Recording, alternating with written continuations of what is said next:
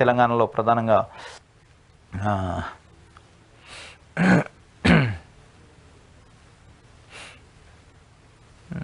దిశ లేదటగా తెలంగాణ దిశ ఎడిషన్లో ఈరోజు ఇచ్చిన వార్తలు. అదే టార్గెట్ బీఆర్ఎస్ఎల్పీ విలీనం చేసుకునేది కాంగ్రెస్ ప్లాన్. సీఎంతో భేటీ, గులాబీ ఎమ్మెల్యేల క్యూ కంట్రోల్ చేస్తున్న అస్తం నాయకులు. 26 మంది ఎమ్మెల్యేలు మద్దతు వచ్చే వరకు వెయిటింగ్. ఆ తర్వాతే కారు లెజిస్లేచర్ పార్టీ మెర్జ్. కేసీఆర్కి తగిన పాఠం చెప్పేలా వ్యూహం.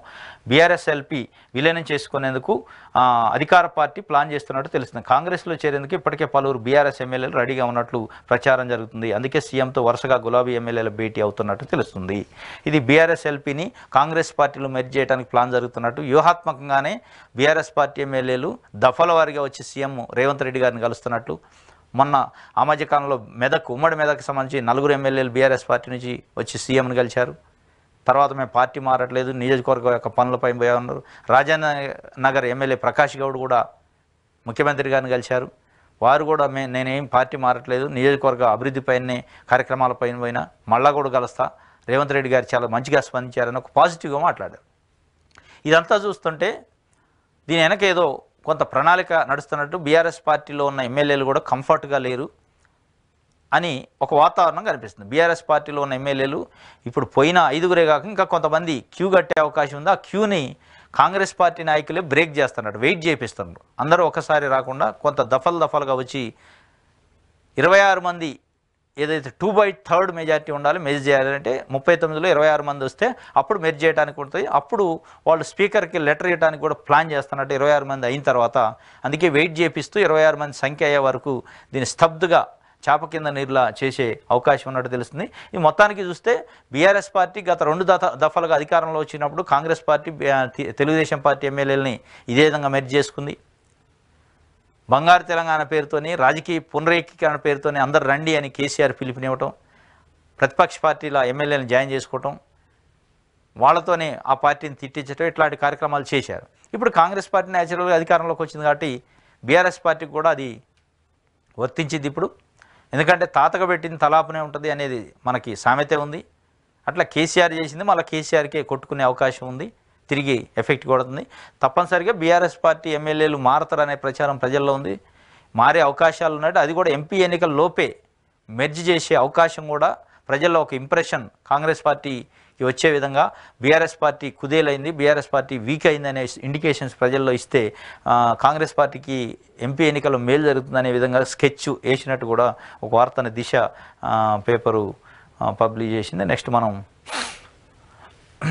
ఆదాబ్ హైదరాబాదు చూద్దాం. ఆదాబ్ హైదరాబాద్లో ఈరోజు వచ్చిన వార్తల్ని.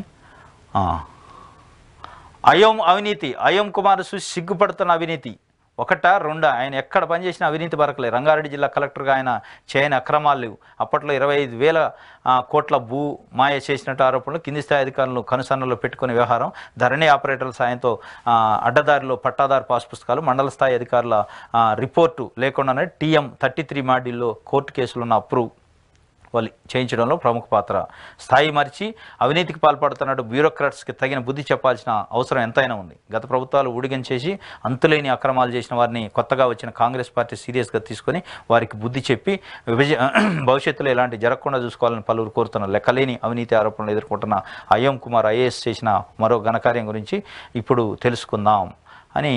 అయోమ్ కుమార్ IAS ఆఫీసర్కి సంబంధించి ఈయన పైన గతంలో కూడా చాలా అవినీతి ఆరోపణలు వచ్చినాయి. కానీ గత ప్రభుత్వం ఇతను వెనకేసుకొచ్చింది, పట్టించుకోలేదు. ఇప్పుడు కాంగ్రెస్ పార్టీ ప్రభుత్వం అయినా పట్టించుకోవాలని ఆమ్ ఆద్మీ పార్టీ అని చేసిన 25,000 కోట్ల రూపాయలకు సంబంధించిన భూమాయలో దానికి సంబంధించిన అవినీతిలో ఆయన ప్రధాన పాత్రధారిగా ఉండు. ధరణిలో TM 33 మాడ్యూల్లో ధరణి ఆపరేటర్లను పట్టుకొని ఆ కోర్టు కేసులో ఉన్న భూములు కూడా అప్రూవల్ ఇచ్చి పట్టా మార్పిడి చేసినట్ట. ఇట్లాంటి వ్యక్తులనే తప్పనిసరిగా శిక్షించాలి, క్రిమినల్ కేసులు పెట్టాలి, జైలుకు పంపాలి కూడా. మళ్ళీ మీరు కొత్త ప్రభుత్వం వచ్చిన తర్వాత కూడా ఇట్లాంటి ఆఫీసర్లను పక్కన పెట్టుకొని పరిపాలన చేస్తా అంటే ప్రజలకి చెవులో పూలు పెట్టినట్టయితే. ఇప్పుడు నవీన్ మిత్తలు ఉన్నారు CCLA కమిషనర్గా, వారిని అనేక అక్రమాలు జరిగినాయని చాలా ఆరోపణలు ఉన్నాయి ఆయన పైన కూడా. అట్లాంటి ఆఫీసర్ని పెట్టుకొని ధరణి ఎక్స్పర్ట్ కమిటీ వేశారు. అట్లాంటి ఆఫీసర్ ఇచ్చే సలహాలతో రేపు మళ్ళీ నివేదిక వచ్చే అవకాశం. అట్లాంటి వాళ్ళని తొలగించాలా. నీతి నిజాయితీ కలిగిన ఆఫీసర్లని, ఆరోపణ లేని ఆఫీసర్లను పెట్టుకుంటే ప్రజలకు మేలు జరిగింది, ప్రభుత్వానికి మంచి పేరు వస్తుంది తప్ప ఇట్లాంటి వ్యక్తులు కానీ నవీన్ మిట్టలు కానీ ఇంకా కొంతమంది ఉన్నారు ఆఫీసర్లు, వాళ్ళని మీరు చుట్టూ పెట్టుకొని పరిపాలన చేస్తున్నారు. ఇది చాలా దురదృష్టకరం. ప్రజల ఆకాంక్షలు, ప్రజలు కోరుకున్నది ఏంది? అవినీతి అక్రమాలు చేసిన అధికారులు పక్కన పెట్టాలి, ప్రజలకు మంచి చేయాలని కోరుకునే నీతి నిజాయితీ కలిగిన ఆఫీసర్లు ఉండాలని ప్రజలు కోరుకొని కాంగ్రెస్ పార్టీ కోటేశారు, అధికారంలోకి తీసుకొచ్చారు. మీరు మళ్ళీ అదే నవీన్ మిట్టలు, అదే అయ్యం కుమారు, అదే మళ్ళా మహేందర్ రెడ్డి టీఎస్పీఎస్సీ చైర్మన్లు పెట్టుకొని పరిపాలన చేస్తామంటే ప్రజల చెవిలో పూలు పెట్టినట్టే. ప్రజలు దాన్ని ఆలోచన చేస్తారు. అది మీకు రాజకీయంగా నెగిటివ్ ఇంపాక్ట్ పడే అవకాశం కూడా ఉంది. ఇది ఆదాబు హైదరాబాద్ సంబంధించి. ఇంకోటి వెలుగు పేపర్ చూద్దాం. వెలుగు తెలంగాణ ఎడిషన్. వెలుగులో ప్రతి ఒక్కరికి డిజిటల్ హెల్త్ కార్డు అట, దానితో ఆరోగ్యశ్రీ అంత అనుసంధానం. ముఖ్యమంత్రి రేవంత్ రెడ్డి చెప్పినట్టు ఆరోగ్యశ్రీకి తెల్ల రేషన్ కార్డు మస్ట్ అనే రూల్ను సడలించండి అని చెప్పారట. మెడికల్ కాలేజీలు ఉన్న చోట నర్సింగ్, ఫిజియోథెరపీ, పారామెడికల్ కాలేజీలు ఉండాలని ముఖ్యమంత్రి చెప్పినట్టు, అందుకు అవసరమయ్యే కామన్ పాలసీని తీసుకురావాలి. బీబీనగర్ ఎయిమ్స్ను పూర్తి స్థాయిలో అందుబాటులోకి తేవాలి. ఏరియాల వారీగా ఎక్కడికక్కడ వైద్య సదుపాయాలు ఉండాలి. గవర్నమెంట్ దవాఖానాలకు ప్రతి నెల ఆరోగ్యశ్రీ బిల్లులు చెల్లించండి. ప్రైవేటు ఆసుపత్రులకు 3 నెలలకు ఒకసారి చెల్లించేలా ఒప్పందం చేసుకోండి. వైద్య ఆరోగ్య శాఖ రివ్యూలు అధికారులకు ఆదేశాలు చేసినట్టు ఆరోగ్యశ్రీకి అనుసంధానం చేస్తూ ప్రతి ఒక్కరికి డిజిటల్ హెల్త్ కార్డులు ఇస్తారట. దాటిని ఆరోగ్యశ్రీ కార్డు, ఇప్పుడున్న ఆరోగ్యశ్రీ కార్డుకు అనుసంధానం చేయాలని ఆలోచన చేస్తున్నట్టు. ప్రతి మెడికల్ కాలేజీలో ఫిజియోథెరపీ, అదేవిధంగా పారామెడికల్, నర్సింగ్ కాలేజీలు ఉండేటట్లు కూడా ఏర్పాటు చేయమన్నారు. ఇంకోటి బీబీనగర్ ఎయిమ్స్ సంబంధించి పూర్తి స్థాయిలో ఉపయోగించుకోవాలి అని చెప్పి కూడా ఒక వార్త వేశారు. గవర్నమెంట్ దవాఖానలకు ప్రతి నెల ఆరోగ్యశ్రీ బిల్లు పెండింగ్ లేకుండా ఇవ్వండి. ప్రైవేటు దవాఖానలకి ప్రతి 3 నెలలకు ఒకసారి ఆరోగ్యశ్రీ బిల్లు పెండింగ్లో ఉండొద్దు, తప్పనిసరిగా బిల్స్ రిలీజ్ చేయాలని కూడా చెప్పారు. ఎందుకంటే గత 5 సంవత్సరాలుగా ఆరోగ్యశ్రీ కానీ ఫీజు రీయింబర్స్మెంట్ చాలా నిర్లక్ష్యానికి గురైంది. ప్రైవేట్ ఆసుపత్రులకి ఆరోగ్యశ్రీ నిధులు బకాయిలు విడుదల చేయకపోవడం వల్ల హాస్పిటల్స్ యాజమాన్యాలు ఆరోగ్యశ్రీ కార్డుల పైన పోయి వైద్యం చేయమంటే తిరస్కరించారు, ప్రజల్ని ఇబ్బందులు పెట్టారు, ఎక్కడ వైద్యం చేయలేదు. దానికి ప్రధాన రీజన్ అంటే ప్రభుత్వం నుంచి నిధులు విడుదలలేదు, ప్రభుత్వం పట్టించుకోలే, అసలు అడిగేటోడు లేడు, అడగడానికి పోతే వినేటోడు లేడు. కాబట్టి దీని మీద రివ్యూ జరిగింది, చాలా శుభపరిణామం. మీరు ఏదైతే మీటింగ్లో చెప్పారో ప్రతి 3 నెలలకు ఒకసారి ప్రైవేట్ ఆసుపత్రులకు బకాయిలు చెల్లించాలి, ప్రభుత్వ ఆసుపత్రులు ప్రతి నెలకు ఒకసారి చెల్లించాలని మీటింగ్తో పరిమితం కాకుండా దాన్ని అమలు అయ్యే విధంగా చూడండి. ప్రతి ఒక్కళ్ళకి డిజిటల్ కార్డు ఇస్తానంటున్నాడు, ఇవ్వండి, ఇచ్చి ఆరోగ్యశ్రీకి అనుసంధానం. కానీ అది ప్రైవేట్ హాస్పిటల్లో చెల్లుబాటు అయ్యే విధంగా, చెల్లుబాటు కాకుండా ఏదైనా యాజమాన్యాలు వ్యవహరిస్తే వాళ్ళపైన చర్యలు తీసుకునే విధంగా ఉంటే తప్ప మీరు ఇచ్చే కార్డుల వల్ల ఏం ఉపయోగం ఉండదు. గత 5 సంవత్సరాలుగా అదే జరుగుతుంది. ఎంప్లాయీస్ హెల్త్ కార్డులు కానీ ఆరోగ్యశ్రీ కార్డుల పైన వెళ్తే ప్రైవేట్ హాస్పిటల్స్ ట్రీట్మెంట్ చేయలేదు, చాలా ఇబ్బందులకు గురి చేశారు. కొన్ని హాస్పిటల్ చేసేది, చాలా మేజర్ హాస్పిటల్స్ వైద్యం చేయలే. ఏంటి అంటే ప్రభుత్వం నుంచి నిధులు రావట్లేదు. ఎవడు అడగాలి ప్రభుత్వాన్ని? అడిగే పరిస్థితి లేదు, ప్రశ్నించే పరిస్థితి లేదు. ఇప్పటికైనా కొత్త ప్రభుత్వం దానిపైన దృష్టి పెట్టాలి. ఎందుకంటే విద్యా వైద్యం అనేది తప్పనిసరిగా పేద ప్రజలకు అవసరం. విద్యా వైద్యం విషయంలో నిర్లక్ష్యం జరగొద్దు. విద్య విషయంలో కూడా అంతే. పేద పిల్లలు చదువుకునే ఫీజు రీయింబర్స్మెంట్కి సంబంధించి 3 సంవత్సరాలు 4 సంవత్సరాలు నిధులు విడుదల చేయకపోతే వాళ్ళు కోర్సు పూర్తయితే ఆ కాలేజీ వాళ్ళు వేధిస్తారు, సర్టిఫికెట్లు ఇయ్యరు బయటికి. కోర్సు పూర్తయ్యాక సర్టిఫికేట్ ఇవ్వాలంటే వాడు ఫీజు కట్టమంటాడు. 3 ఇయర్స్దో 4 ఇయర్స్, డిగ్రీ వాళ్ళు అయితే పీజీ వాళ్ళు అయినా కానీ ఫీజు కట్టే పరిస్థితి వెళ్ళకుండదు. ఫీజు రీయింబర్స్మెంట్ ఉందని చదువుకుంటారు, గవర్నమెంట్ డబ్బులు ఇవ్వదు. మరి కాలేజీ యాజమాన్యం కాలేజీ ఎట్లా నడపాలి? స్టూడెంట్ ఫీజు ఎక్కడ తెచ్చి కట్టాలి? మీరు అంటే స్కీమ్ ఉన్నదాన్ని, ఆన్గోయింగ్ స్కీమ్ని సక్రమంగా ఇంప్లిమెంట్ చేయకపోతే ఎట్లా న్యాయం జరిగింది, ఎట్లా సంక్షేమం అయితే ప్రజలకు? అందుకే ఇప్పుడు మీరు ఫీజు రీయింబర్స్మెంట్ విషయంలో కానీ ఆరోగ్యశ్రీ విషయంలో కట్టుదిట్టంగా చర్యలు తీసుకోవాలి. చర్యలు తీసుకొని అట్లాంటి నిర్లక్ష్యం చేసిన ఎవరైనా ఆఫీసర్లు ఉన్నా, ప్రైవేట్ హాస్పిటల్ యాజమాన్యాలున్నా చర్యలు తీసుకోవాలి. అప్పుడే ఈ ఆరోగ్యశ్రీ యొక్క లక్ష్యం నెరవేరుదు తప్ప లేదంటే నెరవేరదు. ఇది ఇంకోటి వెలుగులో హెటిరోకు భూముల లీజు రద్దు, ఆ ప్రాంతంలో చేపట్టిన నిర్మాణాలు తొలగించండి. ఇంకా ఏ సంస్థలకు గత సర్కార్ లీజులు ఇచ్చింది, పూర్తి వివరాలు అందజేయండి. అధికారులకు సీఎం రేవంత్ రెడ్డి ఆదేశం. 5,000 కోట్ల భూమిని హెట్రో పార్థసారథి ట్రస్టుకు కారు చౌక్కి ఇచ్చిన గత బీఆర్ఎస్ సర్కార్.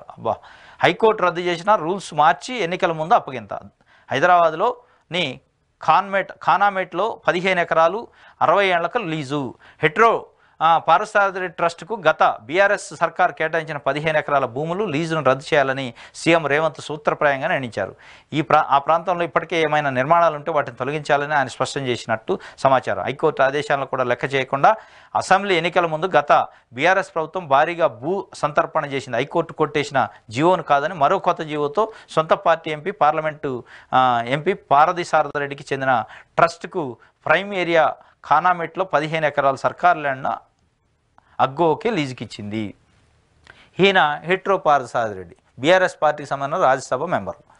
ఈయనకు 15 ఎకరాల భూమి ఖానామెట్లో ఒక ప్రైమ్ ఏరియాలో కోట్ల రూపాయలు విలువ చేసే భూమిని 15 ఎకరాలని 60 సంవత్సరాలకు లీజుకి నామినల్ లీజు ప్రభుత్వం జీవో ఇచ్చి రిలీజ్ చేసింది. ఆ జీవో పైన కోర్టుకు వెళ్ళారు కొంతమంది వ్యక్తులు. ఆ కోర్టు జీవోను రద్దు చేసింది. జీవోను రద్దు చేస్తే ఇంకొక జీవో తెచ్చారు. ఇంకో జీవో తెచ్చి మళ్ళా ఈయనకి ఏదో ట్రస్ట్ పెట్టిండట, చాలా సేవా తత్పరుడు, వ్యాక్సిన్లు అమ్ముకోలేదు, వేల కోట్లు సంపాదించలేదు, డ్రగ్స్ దందా చేస్తారు వీళ్ళు, ఫార్మా కంపెనీలు పెట్టి కొన్ని వందల మంది వీళ్ళ ఫార్మా కంపెనీ యొక్క కాలుష్యానికి బలై జంతువులు చచ్చిపోయినాయి, మనుషులు చచ్చిపోయారు. ఇట్లాంటి సేవా తత్పరుడికి పాపం 15 ఎకరాలు ప్రభుత్వం భూమిని కేటాయిస్తే గవర్నమెంట్ ఇప్పుడు కొత్త గవర్నమెంట్ ఇట్లాంటి సేవ చేసే వ్యక్తికి ఒక భూమిని గుంజుకోవటం న్యాయమా అన్యాయమా ప్రజలే చెప్పాలా. ఇది వీళ్ళు గత బీఆర్ఎస్ పార్టీ చేసిన బంగారు తెలంగాణ యొక్క ఫలితాలు ఇట్లుంటాయి. 15 ఎకరాల భూమిని పేదవాడికి 100 గజాలు నివాసం ఉండటానికి ఇవ్వంటే లాఠీలతో కొట్టి జైళ్ళలో పెట్టారు మీరు. ఇట్లాంటి బడాబాబులకి మీకు పార్టీకి ఆర్థిక సాయం చేసి మీ పార్టీకి ఫండ్ ఇచ్చి మీ ఎన్నికల ఖర్చులు భరించే ఇట్లాంటి వ్యక్తులకి నీ అయ్యా జాగిరి అన్నట్లు ప్రభుత్వ భూమిని ప్రజలకు సంబంధించిన ఆస్తిని పంపిణీ చేసి పప్పు బెల్లం లెక్క మీరు ఇవాళ డైలాగులు వేస్తున్నారు. రేవంత్ రెడ్డిని తిట్ట, గవర్నర్ని తిట్ట, కేటీఆర్ ఏం చెప్తారు దీని సమాధానం? 15 ఎకరాల భూమి ఎవరికైనా ఇచ్చిన ఒక సెంటు భూమి ఇల్లు కట్టుకోవడానికి 10 సంవత్సరాలు పంపిణీ చేశారా? పట్టాలు ఒక ఇల్లు కట్టారా? ఇట్లా డైలాగులు వేస్తూ వీళ్ళ కోసం మీరున్న మీ ప్రభుత్వం మీరు చేసిన సంక్షేమం, మీరు చేసిన అభివృద్ధి, మీరు చేసిన ఘనకార్యాలు, మీరు చేసిన బంగారు తెలంగాణ ఎవరి కోసం అంటే ఇట్లాంటి వ్యక్తులకు, పారిశ్రామికవేత్తలకి, బడాబాబులకి, ఎందుకంటే వాళ్ళతోనే మీకు లాభం. ఇట్లాంటి మల్లారెడ్డి లేదా పారసారథి రెడ్డి, పువ్వాడ అజయ్ కుమారు ఇట్లాంటి వ్యక్తులు బిజినెస్లో ఉంటే ఆ బిజినెస్ నుంచి వచ్చే లాభాలలో మీరు పార్ట్నర్షిప్ కలవచ్చు, మీకు ఎన్నికల సందర్భంలో నిధులు ఇస్తారు. ఇది మీ లక్ష్యం. మీ యొక్క కపట ప్రేమ, మీకు ప్రజలపైన ఉన్న ప్రేమ కానీ సంక్షేమం కానీ ఏ విధంగా ఉందనేది వీటిని చూస్తే తెలుస్తుంది. బీఆర్ఎస్ పార్టీ వరస్ట్ పరిపాలన, ఎందుకంటే ప్రజల వ్యతిరేకత వచ్చింది. ఇట్లాంటి వ్యక్తులను ఎంటర్టైన్ చేసి వీళ్ళు ప్రజల్ని పీడించి రక్తం దాగి వీళ్ళు చేశారు. కోవిడ్ టైంలో వ్యాక్సిన్ విషయంలో 100 కోట్లైన దగ్గర దొరికినాయి. దాంట్లో కేటీఆర్కి కూడా పార్ట్నర్ ఉందన్నారు, రెమెడీసివిర్ అని మెడిసిన్కి. ఇట్లాంటి ప్రజల్ని రక్తం పీల్చే వ్యక్తులకి మీరు 15 ఎకరాలు 20 ఎకరాలు, ఆడ మల్లారెడ్డి నేను విద్యాదానం చేస్తానా అంటాడు. ఆడ విద్యాదానం చేసేది లేదు. లక్షల ఫీజులు ఉంటాయి. హాస్పిటల్కి పోతే ఫీజులు, కాలేజీకి పోతే ఫీజులు, ముక్కు విండోసులు చేస్తారు. ఇట్లాంటి వ్యక్తులను మీరు సేవా తత్పరులుగా గుర్తించి వాళ్ళకి భూములు కేటాయించడం, ప్రభుత్వ నిధులు ఇవ్వటం, వాళ్ళకి పదవులు ఇవ్వటం. ఈయనకి రాజ్యసభ మెంబర్, ఈయనకి తెలంగాణకి ఏం సంబంధం? తెలంగాణ ఉద్యమంలో ఎక్కడ ఉండేనా? వ్యాపారాలు చేసుకుంటూ కూడా పదవి ఇస్తాడా? ఉద్యమంలో పేగులు దిగిందా కొట్లాడి కేసులు పెట్టుకొని 100 రోజులు జైల్లో ఉండి 100 కేసులు పెట్టుకున్న పిడమర్తి రవి లాంటి విద్యార్థి నాయకుడికి మీరు రాజ్యసభ ఇచ్చి ఉండాల్సింది. మీ నిజాయితీ నిరూపణ అయ్యేది. ఇట్లాంటి 100 కోట్లు మీకు స్పాన్సర్ ఇస్తారని ఇట్లాంటి వాళ్ళకి పదవులు ఇచ్చి పిడమర్తి రవి లాంటి వ్యక్తులు 100 కేసులు 100 రోజులు జైల్లో ఉన్న వ్యక్తుల్ని పక్కన పెట్టి అవమానించి, తెలంగాణ ఉద్యమకారుల్ని అవమానించి, ఆత్మత్యాగాలు చేసుకున్న 1200 మంది విద్యార్థుల యొక్క కుటుంబాలను అవమానించి, శ్రీకాంతాచారి తల్లి శంకరమ్మకి కనీసం అపాయింట్మెంట్ లేదు. మొన్న అపాయింట్మెంట్ ఇచ్చారు ఓడిపోయిన తర్వాత. తీసి కొడితే నేల మేంబాటరు. ఇప్పుడు మొన్నటిదాకా గాలిలో ఉన్నారు. ఇది మీ పరిపాలన, మీ యొక్క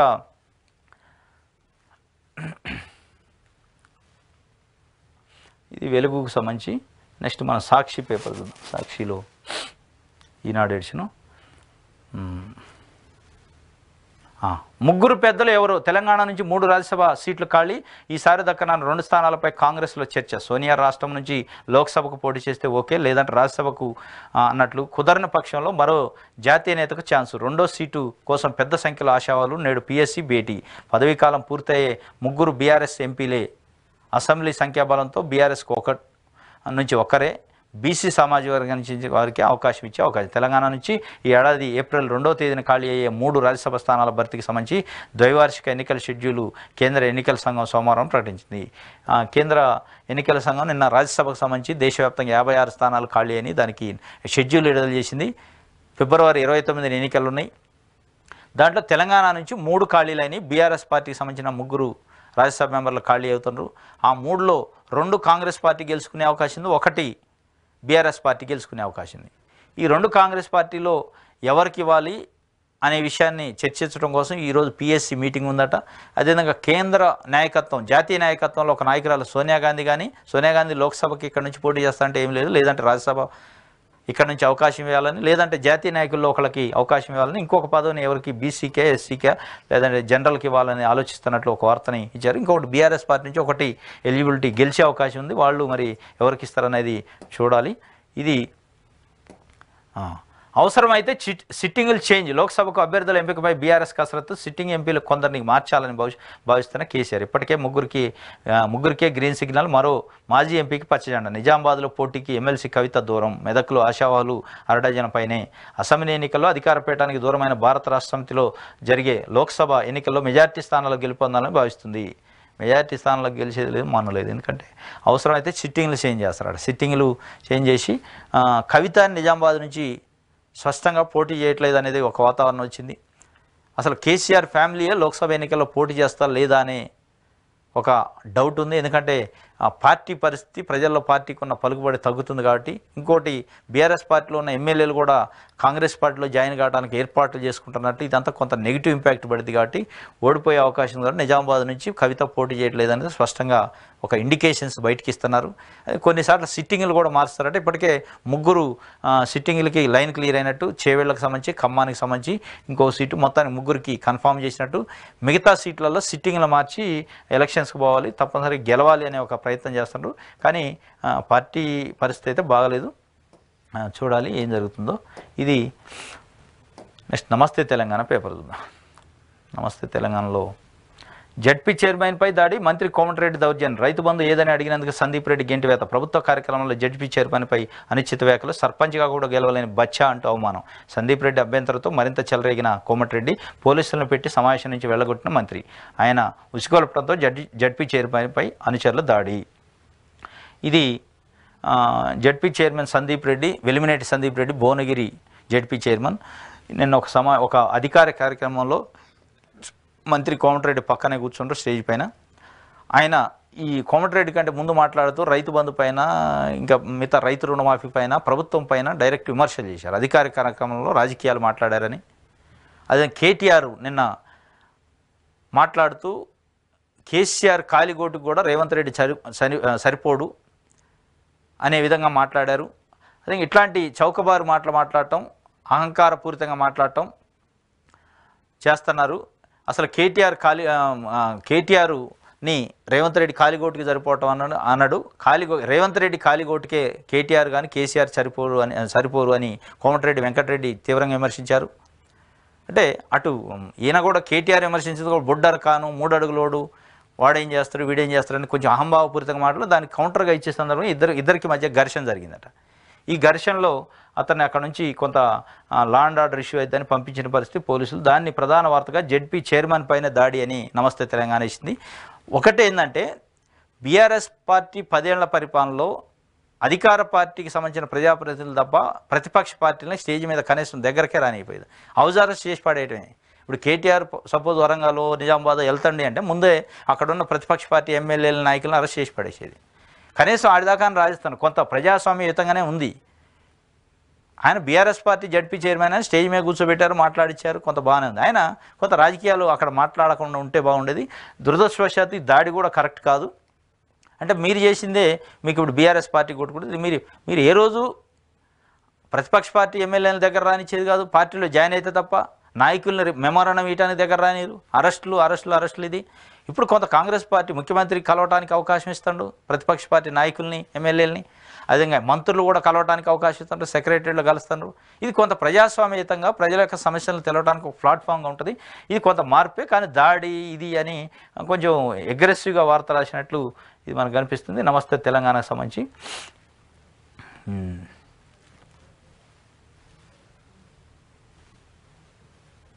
ఇంకోటి ఈనాడు పేపర్ చూద్దాం. ఈనాడు తెలంగాణ ఎడిషన్లో ఇచ్చింది. 11,500 కోట్ల పనుల రద్దు. నీటిపారుదల శాఖకు సంబంధించిన సర్కార్ కీలక నిర్ణయం. ఎన్నికల ముందు టెండర్లు పిలిచి చేపట్టినవి కోడ్తో ఆగిపోయినవి నిలిపేసేందుకు వచ్చిన పాలమూరు రంగారెడ్డి ఎత్తిపోతల పథకంలో భాగంగా ఉద్దండాపూర్, కురుమూర్తి, రాయ్ సాగర్ రిజర్వాయర్ల నుంచి కాలువ పనులకు గత ప్రభుత్వం టెండర్లు పిలిచి ఖరారు చేసింది. 11 ప్యాకేజీలుగా నుంచి పిలిచిన ఈ టెండర్ల విలువ సుమారు 5,900 కోట్లు. కొన్ని ప్యాకేజీల పనులకు కమిషనరేట్ ఆఫ్ టెండర్స్ ఆమోదం తెలిపినా ఇంకా ఒప్పందం కాలేదు. గత ప్రభుత్వ హయాంలో అన్ని జిల్లాల నుంచి భారీ సంఖ్యలో చెక్ డ్యాంలు ప్రతిపాదనలు వచ్చాయి. జాబితాలో 60 కోట్లకు పైగా విలువ కలిగినవి ఉన్నాయి.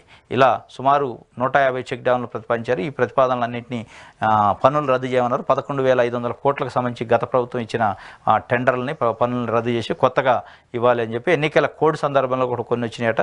ఇది ప్రధానంగా ఇచ్చారు. నిబంధనలు మార్చి భూ కేటాయింపు. సాయి సింధు ఫౌండేషన్కు భూమి లీజుపై సీఎంకు నివేదిక ఉల్లంఘనలపై చర్యలకు ఆదేశించిన ముఖ్యమంత్రి. సాయి సింధు ఫౌండేషన్ అంటే ఇది హెట్రో పార్థసారథి రెడ్డి ఒక ట్రస్ట్ పెట్టిండు సాయి సింధు ఫౌండేషన్ అని. ఆ ఫౌండేషన్ పేరు చెప్పి 60 సంవత్సరాలకి 15 ఎకరాల ప్రభుత్వ భూమి, 100 కోట్ల రూపాయల ప్రభుత్వ భూమిని సింపుల్ లీజుతోని, చాలా తక్కువ లీజుతోని ప్రభుత్వం నుంచి పొందిండు. ఎందుకంటే ఆయన రాజ్యసభ మెంబరు, బీఆర్ఎస్ పార్టీ సంబంధించి బీఆర్ఎస్ పార్టీకి అనేక రకాలుగా ఆర్థికంగా తోడ్పడుతుంది కాబట్టి వారికి ఒక గిఫ్ట్గా ఇచ్చిన పరిస్థితి.